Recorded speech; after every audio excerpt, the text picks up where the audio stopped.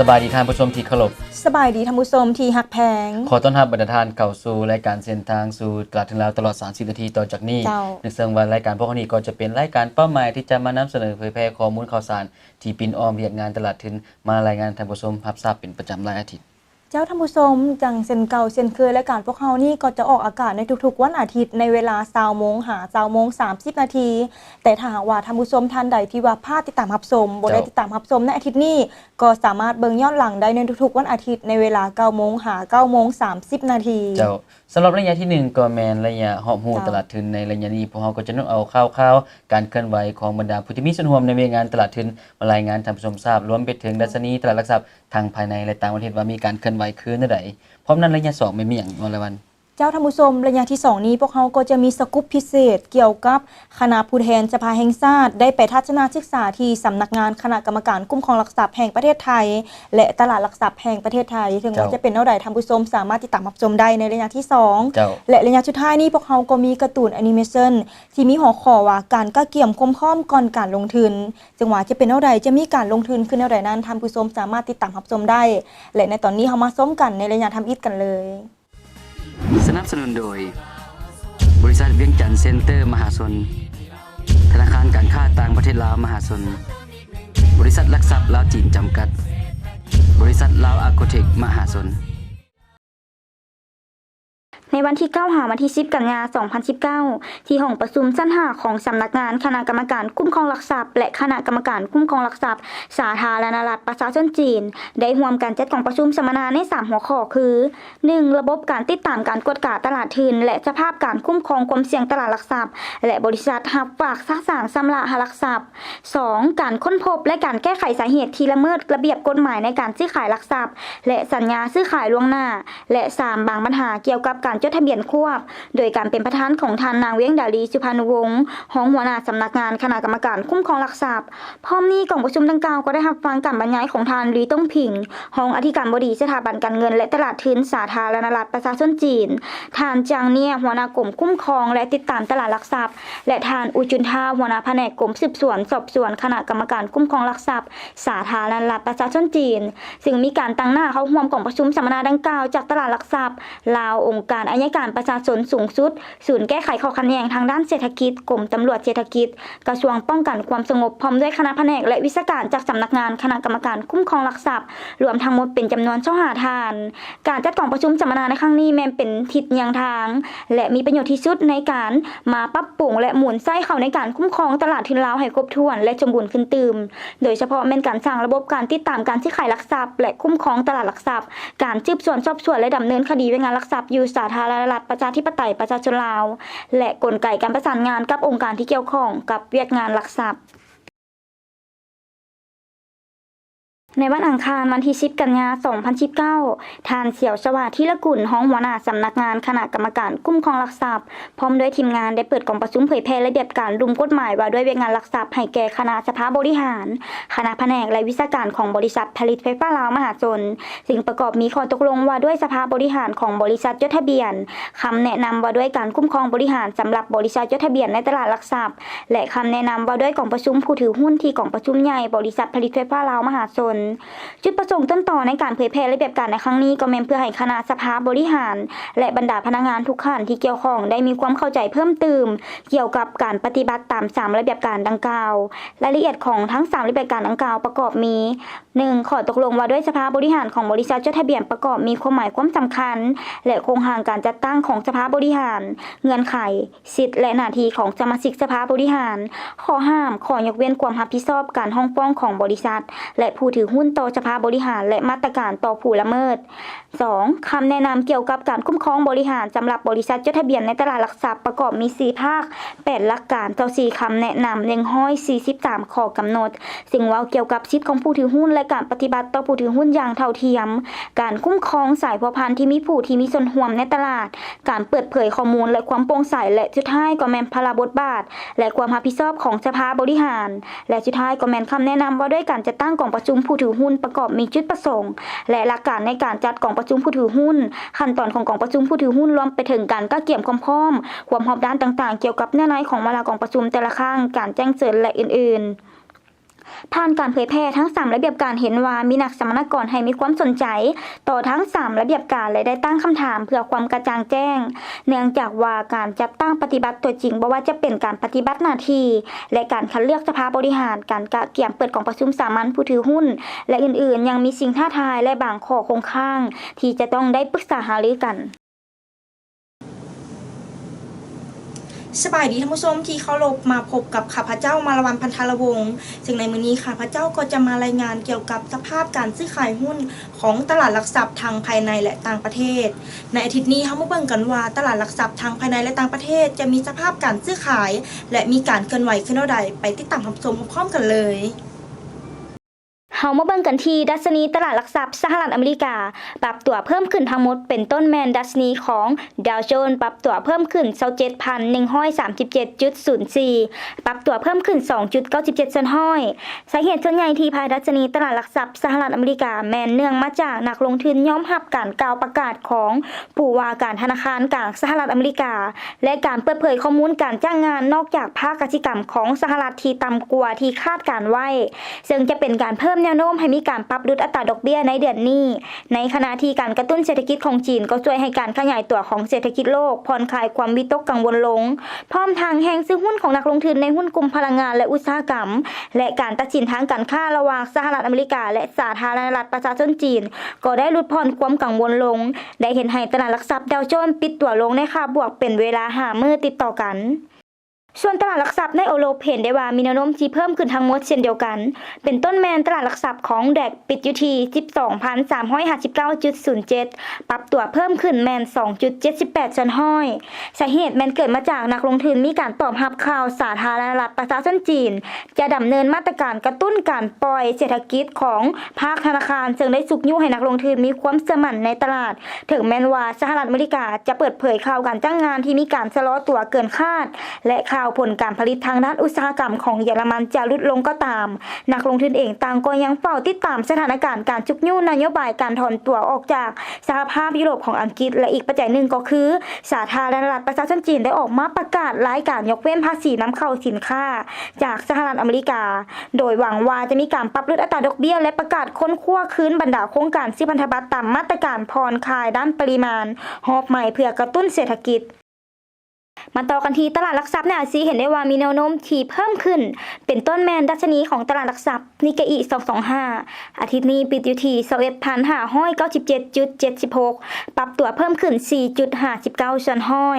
สาเหตุเช่นให้ดัชนีของตลาดหลักทรัพย์ในอาเซียนปรับตัวเพิ่มขึ้นแมนเกิดมาจากข่าวจะจัดกล่องประชุมเจรจาทางการค้าระหว่างสหรัฐอเมริกาและสาธารณรัฐประชาชนจีนฮอบใหม่ในเดือนตุลานี้การเปิดเผยข้อมูลการส่งออกของสาธารณรัฐประชาชนจีนในเดือนสิงหาที่ลดลงจากคาดคะเนไว้เฮ็ดให้มีการคาดการณ์ว่าประเทศจีนนี้จะต้องออกมามีมาตรการกระตุ้นเศรษฐกิจประเด็นในการเปิดเผยข้อมูลการจ้างงานทางด้านภาคกสิกรรมของสหรัฐอเมริกาและแนวโน้มการปรับลดอัตราดอกเบี้ยอีกปัจจัยหนึ่งก็คือหนังสือพิมพ์เช้าของ China Morning ได้ลงข่าวว่า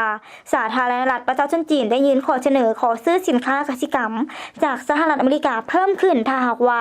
สหรัฐอเมริกายินยอมผ่อนผันข้อจำกัดการสินค้าของบริษัทหัวเว่ยและเลื่อนการเก็บภาษีนำเข้าจากจีนในวงเงิน 2.5 แสนล้านดอลลาร์ในวันที่ 1 ตุลาคม 2019 ได้ส่งผลให้ตลาดหลักทรัพย์ในอาเซียนปรับตัวเป็นบวกต่อเนื่องเป็นเวลา5 มื้อท่านผู้ชมผ่านไปแล้วนั่นก็แมนการซื้อขายและสภาพการเคลื่อนไหวของตลาดหลักทรัพย์ต่างประเทศส่วนตลาดหลักทรัพย์ลาวจะเป็นขึ้นเท่าใดขอเชิญท่านไปติดตามรับชมได้เลยเฮามาเบิ่งกันที่ดัชนีตลาดหลักทรัพย์ลาวในอาทิตย์นี้ปิดอยู่ที่ 719.99 ปรับตัวลดลง 3.56 ส่วนห้อยมีมูลค่าการซื้อขายภายในอาทิตย์แมน2ตื้อกว่ากีบในนั้นมีจำนวนการซื้อขายหุ้นทั้งหมดแมน 358,900 หุ้นและมีผู้ลงทุนต่างประเทศซื้อสุทธิจำนวน1 ล้านกว่ากีบสาเหตุส่วนใหญ่ที่ภายดัชนีตลาดหลักทรัพย์ลาวในอาทิตย์นี้ปรับตัวลดลงแม่นเนื่องมาจากการปรับตัวลดลงของหุ้นบริษัทผลิตไฟฟ้าลาวมหาชนอาทิตย์นี้ปิดอยู่ที่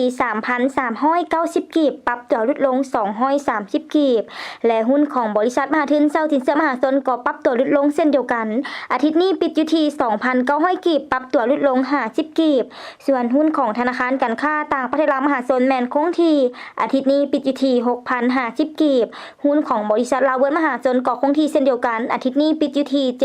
7,150 กีบหุ้นของบริษัทซีมังลาวมหาชนปิดอยู่ที่ 2,100 กีบและหุ้นของบริษัทลาวเทคมหาชนก็ปิดอยู่ที่ 800 กีบหุ้นของบริษัทเวียงจันทร์เซ็นเตอร์ลาวมหาชนปิดอยู่ที่ 950 กีบส่วนหุ้นของบริษัทปิโตรเลียมเทรดดิ้งลาวมหาชนอาทิตย์นี้แม่นเพิ่มขึ้นปิดอยู่ที่490 กีบปรับตัวเพิ่มขึ้น40 กีบหุ้นของบริษัทชวนีโฮมเซ็นเตอร์มหาชนปิดอยู่ที่ 2,100 กีบปรับตัวเพิ่มขึ้น50 กีบหุ้นของบริษัทผู้สีก่อสร้างและพัฒนามหาชนแม่นเพิ่มขึ้นเช่นเดียวกันอาทิตย์นี้ปิดอยู่ที่945 กีบปรับตัวเพิ่มขึ้น85 กีบท่านผู้ชมผ่านไปแล้วนั่นก็แมนสภาพการซื้อขายหุ้นของบริษัทที่จดทะเบียนในตลาดหลักทรัพย์ลาวของพวกเราและนอกจากนี้ท่านก็ยังสามารถติดตามรับชมการซื้อขายหุ้นประจำวันได้ที่ www.lsx.com.la นั่นก็คือเว็บไซต์ของตลาดหลักทรัพย์ลาวสำหรับการซื้อขายหุ้นของตลาดหลักทรัพย์ทางภายในและต่างประเทศในอาทิตย์หน้าจะมีแนวโน้มไปในทิศทางขึ้นเท่าใดท่านผู้ชมสามารถติดตามรับชมได้ในอาทิตย์หน้าและวันนี้ข้าพเจ้ามาละวันพันธารวงศ์ต้องได้ขอลาไปก่อนสบายดี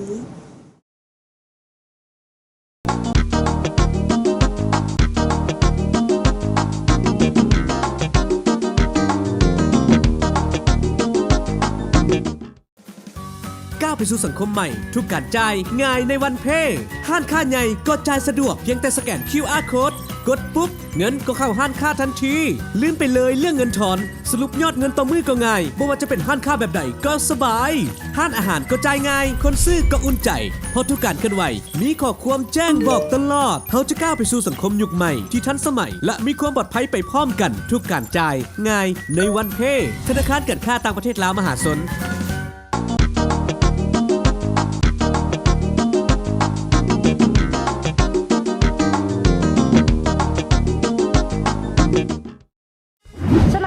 โดยบริษัทชวนีโฮมเซ็นเตอร์มหาชนบริษัทซีมังลาวมหาชนบริษัทผู้สีก่อสร้างและพัฒนามหาชนบริษัทหลักทรัพย์ล้านสร้างมหาชนสบายดีท่านผู้ชมขอต้อนรับทานเข้าสู่ในระยะมุมมองตลาดทุนในมื้อนี้พวกเขาก็จะพาท่านผู้ชมไปพบกับภาพบรรยากาศที่คณะผู้แทนจากสภาแห่งชาติไปทัศนศึกษาที่ประเทศไทยซึ่งว่าจะเป็นแนวใดขอเชิญท่านไปติดตามรับชมพร้อมๆกันเลย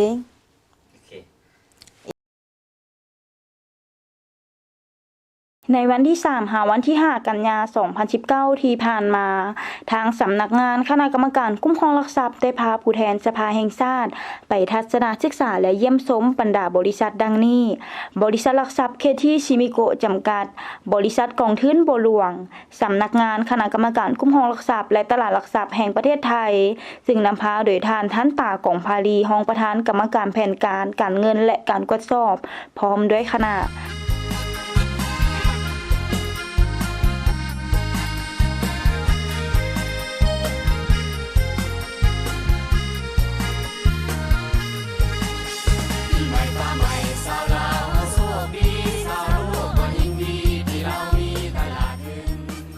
ในตอนเช้าของวันที่ 4 กันยายน 2019 ท่านนางใสสมรจันทจักรหัวหน้าสำนักงานคณะกรรมการคุ้มครองหลักทรัพย์ได้พาคณะผู้แทนสภาแห่งชาติโดยมีท่านทันตากงพาลีรองประธานกรรมการแผนการเงินและการตรวจสอบและคณะเข้าเยี่ยมยามบริษัทเคที่ชิมิโกะจำกัดและท่านทองมกุฎทองใหญ่ประธานบริหารพร้อมด้วยคณะผู้บริหาร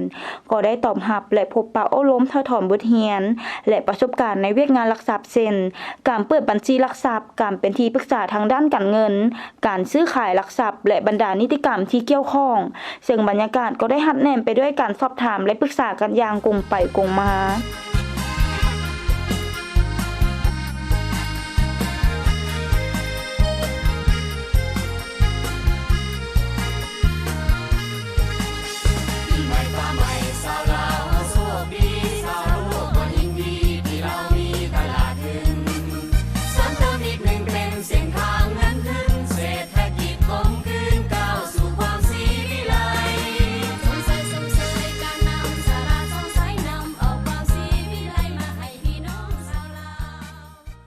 และในตอนบ่ายในวันเดียวกันนั้นทางคณะก็ได้เข้าพบกองทุนบัวหลวงเพื่อถอนบทเรียนเกี่ยวกับการสั่งตั้งกองทุน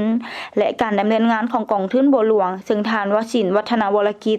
กรรมการผู้จัดการกองทุนบัวหลวงพร้อมด้วยพนักงานได้ต้อนรับและแลกเปลี่ยนบทเรียนการสั่งตั้งกองทุนและระเบียบการต่างๆ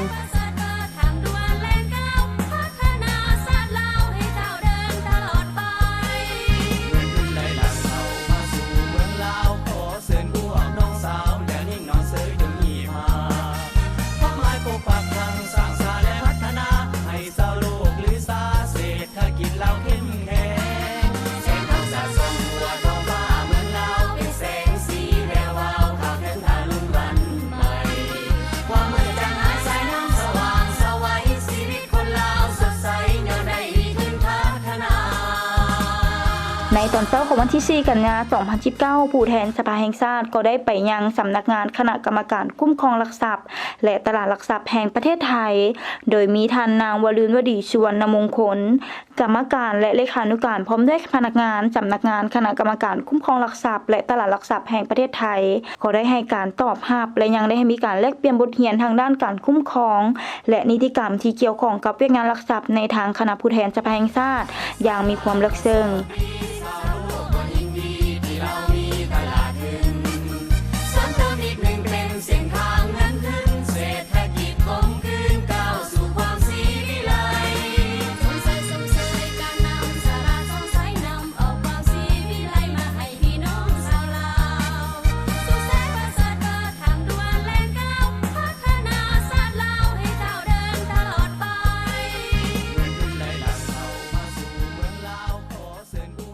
มาในตอนบ่ายก็ได้ไปเยี่ยมยามตลาดหลักทรัพย์แห่งประเทศไทยซึ่งทานดร.ภากร ปิตาทวัชชัยกรรมการและผู้จัดการตลาดหลักทรัพย์แห่งประเทศไทยพร้อมด้วยคณะรับผิดชอบได้ให้การตอบรับและทานแมนพงษ์เสนาลงค์ห้องผู้จัดการหัวหน้าสายงานผู้ออกจำหน่ายหลักทรัพย์และทานนางรุ่งทิพย์วิสุทธิวงศ์ผู้ช่วยผู้จัดการหัวหน้าหน่วยงานการออกจำหน่ายหลักทรัพย์ก็ได้แลกเปลี่ยนบทเรียนทางด้านการออกจำหน่ายหลักทรัพย์ในตลาดหลักทรัพย์แห่งประเทศไทยว่ามีความเป็นมาคือแนวใดมีนิติกรรมใดที่สอดคล้องและที่ต้องได้ปรับปรุงให้เหมาะสมกับงานหลักทรัพย์ในปัจจุบัน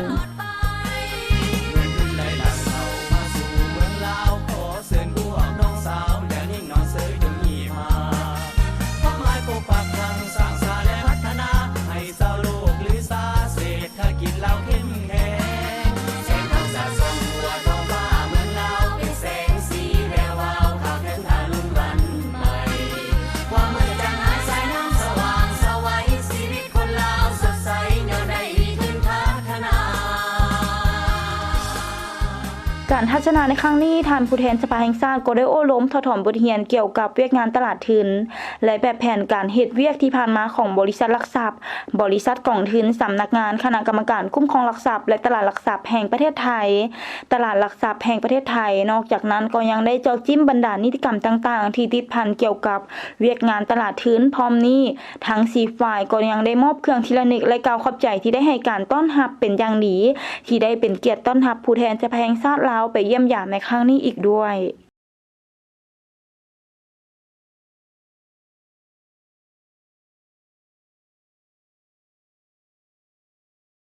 ท่านผู้ชมผ่านไปแล้วนั่นก็แม่นภาพบรรยากาศที่คณะผู้แทนจากสภาแห่งชาติได้ลงไปทัศนศึกษาและเยี่ยมยามที่สำนักงานคณะกรรมการคุ้มครองหลักทรัพย์และตลาดหลักทรัพย์แห่งประเทศไทยพร้อมนั้นก็ยังลงไปเยี่ยมยามที่ตลาดหลักทรัพย์แห่งประเทศไทยบริษัทหลักทรัพย์และกองทุนรวมและมาฮอดตอนนี้ขอเส้นทางไปพบสิ่งที่น่าสนใจใจก่อนเลยจึงกลับมาพบกันในระยะที่3ของรายการ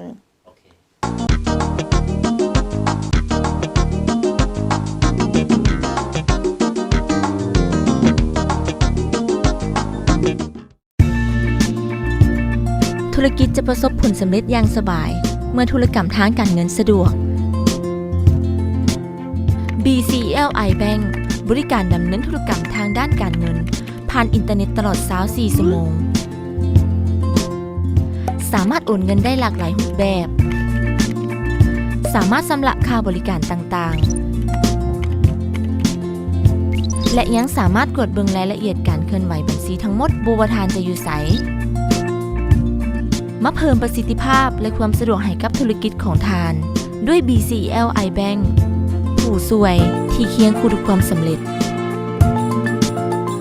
ธนาคารการค้าต่างประเทศลาวมหา นสมัยว่องไวมั่นใจ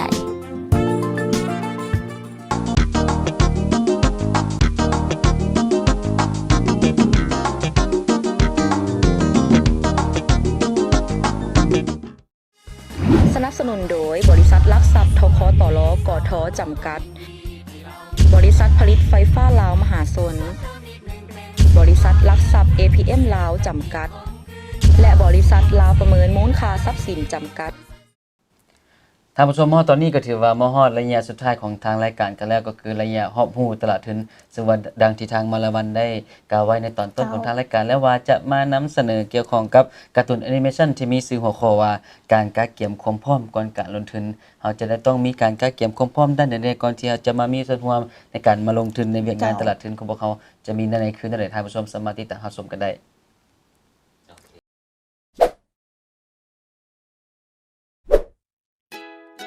สบายดีบรรดาท่านมาพบกับฮังมีเป็นประจำครั้งนี้ฮังมีจะมานำเสนอความรู้เกี่ยวกับ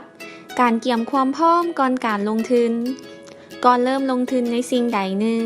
นักลงทุนต้องกำหนดจุดประสงค์ของการลงทุนก่อนว่าจะลงทุนไปเพื่อหยังและจะใช้เวลาดนปานใดเพื่อที่จะได้วางแผนการลงทุนและเลือกหลักทรัพย์ที่จะลงทุนได้อย่างเหมาะสมซึ่งนักลงทุนสามารถกำหนดจุดประสงค์ของการลงทุนได้โดยการพิจารณาตามหลักการ4ข้อดังนี้ 1. ลงทุนเพื่อเพิ่มค่าของเงินลงทุนหมายความว่าผู้ลงทุนต้องการอยากให้เงินที่ตนลงทุนอยู่นั้นมีมูลค่าเพิ่มขึ้นตลอดระยะเวลาที่ลงทุนด้วยวิธีการเก็งกำไรจากส่วนต่างของราคาหรือเอิ้นว่า Capital Gain ตัวอย่างท้าวพูนทรัพย์ซื้อหุ้นของบริษัทดวงใจในปี 2016 จำนวน 1,000 หุ้นในราคา 2,000 กีบต่อหุ้น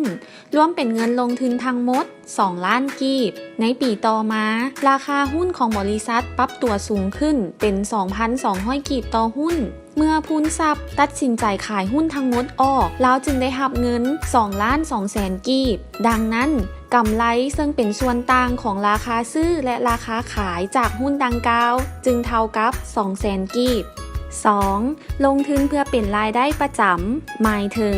การที่นักลงทุนอยากสร้างผลตอบแทนให้กลายเป็นรายได้หลักในชีวิตประจำวันเพียง2 ทางเดียวเช่นลงทุนในหุ้นแล้วหันผลตอบแทนจากหุ้นเป็นรายรับหลักประจำวันหรือประจำเดือนแทนการเฮ็ดเวียกในห้องการหรือขายเครื่องเพื่อสร้างรายได้ 3. ลงทุนเพื่อรักษาเสถียรภาพของเงินที่ลงทุนหมายความว่า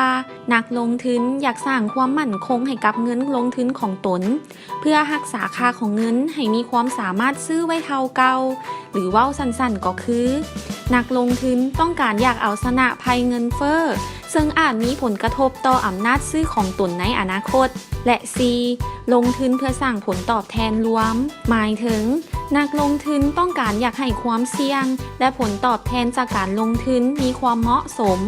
บ่โอนเอียงไปหาเป้าหมายใดเป้าหมายหนึ่งโดยเฉพาะแต่เป็นการผสมผสานกันระหว่าง3เป้าหมายที่ได้กล่าวมาข้างถึงนั้นหลังจากกำหนดจุดประสงค์ของการลงทุนแล้วลำดับต่อไป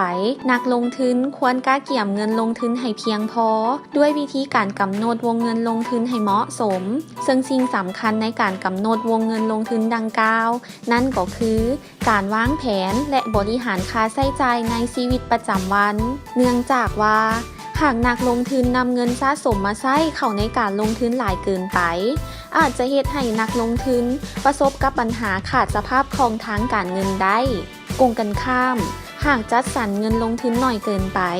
อาจจะเสียโอกาสในการสร้างผลตอบแทนตามที่ควรจะได้รับด้วยเหตุนั้นเงินลงทุนที่เหมาะสมจึงควรเป็นเงินสะสมที่เหลือจากการใช้จ่ายในชีวิตประจำวันและรายจ่ายอื่นๆที่จำเป็นเพื่อเฮ็ดให้การนำใช้เงินของผู้ลงทุนเป็นไปอย่างสมบูรณ์และถูกต้องกับจุดประสงค์ของการลงทุนได้ทั้งหมดที่กล่าวมานั้นเป็นเพียงส่วนหนึ่งที่คัดมาจากปึ้มเปิดโลกแห่งการลงทุนตอนฮู้จักการลงทุนในหุ้นแล้วกลับมาพบกับฮังมีได้ในครั้งต่อไปขอขอบใจ ถ้า านผู้ชมที่ผ่านไปแล้วนั้นพวกเขาก็ได้นำเอาการ์ตูนแอนิเมชันการกะเกี่ยมความพร้อมก่อนการลงทุน เจ้าม มาให้ท่านผู้ชมได้รับทราบกันท่านผู้ชมคงจะฮู้กันแล้วว่าขั้นตอนในการกะเกี่ยมนั้นมีคือแนวใดท่านผู้ชมขอฝากถึงท่านผู้ชมเกี่ยวกับเบอร์สายด่วน1602 เจ้า ซึ่งว่าเบอร์ดังกล่าวนี้ท่านผู้ชมท่านใดที่ว่าพบเห็นบรรดาบริษัทต่างๆ ที่ว่ามีการเคลื่อนไหวที่นอกวัตถุประสงค์หรือว่ามีการระดมทุนที่ว่าผิดปกติก็สามารถติดต่อมาหาพวกเขาได้ซึ่งว่าพวกเขาจะมีทีมงาน เจ้า ที่จะคอยให้คำปรึกษาแก่ท่านผู้ชม เจ้าเพื่อจะเป็นการปกป้องสิทธิผลประโยชน์ของผู้ลงทุน เจ้า ก็คือพ่อแม่พี่น้องประชาชนนั่นเอง อ่า เนื่องจากว่าที่ผ่านมาก็ได้มีกรณีศึกษากันแล้วมี แม่น บาง แล้ว บริษัทไปสร้างตั้งขึ้นมาในรูปแบบหนึงแต่มาเคลื่อนไหวอีกรูปแบบหนึงโดยการมาระดมทุนซึ่งว่าจะบ่เป็นสถาบันการเงินเลยเข้ามาเฮ็ดเวียกงานตัวนี้ นอกจากนี้ก็แม่นมาตัวยั่วหลอกลวงให้พ่อแม่พี่น้องประชาชนให้ไปลงทุนนํโดยการให้คำมั่นสัญญาว่าจะให้ผลตอบแทนที่สูงกว่าอัตราที่ว่าเฮาไปฝากอยู่ธนาคารอีกด้วย ดังนั้นที่ผ่านมาก็ถือว่ามีการสูญเสียทางด้านทรัพย์สินอย่างมหาศาลดังนั้นเพื่อปกป้องสิทธิผลประโยชน์ของประชาชนก็คือพ่อแม่ประชาชนภายในประเทศของพวกเขานี่บ่ให้ไปเป็นเหยื่อตกไปเป็นเหยื่อของพวกเขาเท่านั้นดังนั้นถ้าเห็นเหตุการณ์ใดก็แล้วแต่มีบริษัทใดก็แล้วแต่มาตัวโยนหลอกลวงก็สามารถโทรมาหาพวกเขาได้ที่เบอร์1602โดยบ่เสียค่าใดๆทั้งสิ้น เจ้าท่านผู้ชมนอกจากนี้ท่านผู้ชมก็ยังสามารถติดตามรับชมรายการพวกเราได้ผ่านทางทาง YouTube ทางเพียงคำว่าพิมพ์รายการเส้นทางสู่ตลาดทินลาวก็จะเห็นรายการของพวกเราอยู่ใน YouTube ดังกล่าวนั่นและนอกจากนี้พวกเขาก็จะมีเพจสำนักงานมีชื่อว่าแนวใดไอสุริยา เพจสำนักงานของเราก็คือมีชื่อว่าสำนักงานคณะกรรมการคุ้มครองหลักทรัพย์ท่านสามารถคลิกเข้าไปได้เนื่องจากว่าในเพจดังกล่าวนี้พวกเราก็จะได้นำเสนอเผยแพร่ข้อมูลข่าวสารเช่นเดียวกันบ่ว่าจะเป็นการสภาพการเคลื่อนไหวของดัชนีตลาดหลักทรัพย์ของบ้านเฮารวมไปถึงและราคาหุ้นที่จดทะเบียนในตลาดหลักทรัพย์เราอีกด้วยนอกจากนี้ก็ยังมีสภาพการเคลื่อนไหวของสำนักงานคณะกรรมการคุ้มครองหลักทรัพย์ของพวกเราพร้อมทั้งผู้ที่มีส่วนร่วม และมาฮอดนี้พวกเราต้องได้ขอแสดงความขอบใจมายังท่านผู้ชมทางบ้าน ที่ได้ให้เกียรติติดตามรับชมรายการโดยดีตลอดมาและสิ่งสำคัญที่ขาดบ่ได้ในมื้อนี้นั่นก็คือต้องขอบใจมายังธนาคารแห่งสาธารณรัฐประชาธิปไตยประชาชนลาว คณะกรรมการคุ้มครองหลักทรัพย์ พร้อมทั้งผู้สนับสนุนอื่นๆที่ใจดี